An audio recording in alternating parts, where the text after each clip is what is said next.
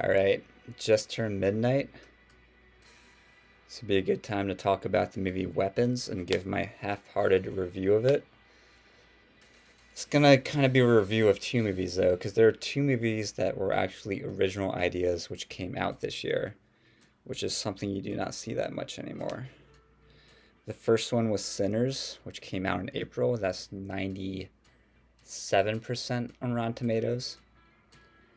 And this one is Weapons, 95% on Rotten Tomatoes.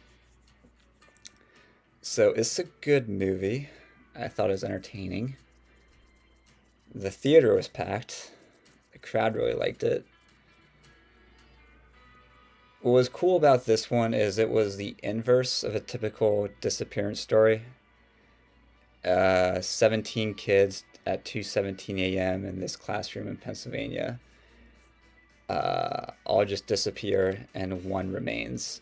Often it's just one student disappears and the rest remains. So that was cool. They did the inverse of a typical disappearance story. There are a few things that were unexplained, but for the most part, they did a good job of not cutting corners in order to push the story forward, which is cool. I don't really know what if I have that much to say about it.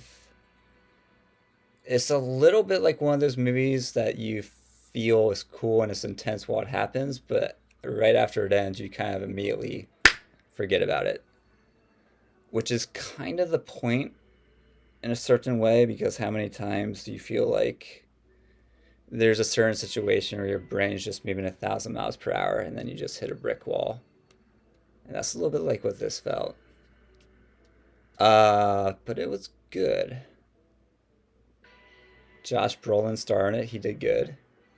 It's told through the perspective of 5 different characters, which is kind of a good idea. Not It's been done before, but not that frequently. The one thing Sinners had, which this movie did not have, which was a memorable soundtrack. Like the track I'm listening to right now is actually from Sinners, and that's because near the climax of Sinners, they had this. The track was called "Bury Your Guitar," but it fit the action that was unfolding, and really, in a lot of movies, the soundtrack is as memorable as what's actually happening visually. This movie didn't have that, but it was enjoyable. It was what I expected. And there's definitely a thirst, there's definitely a hunger for creativity nowadays because there's not much of it coming out of the movies. So, yeah, go check it out and enjoy the movie.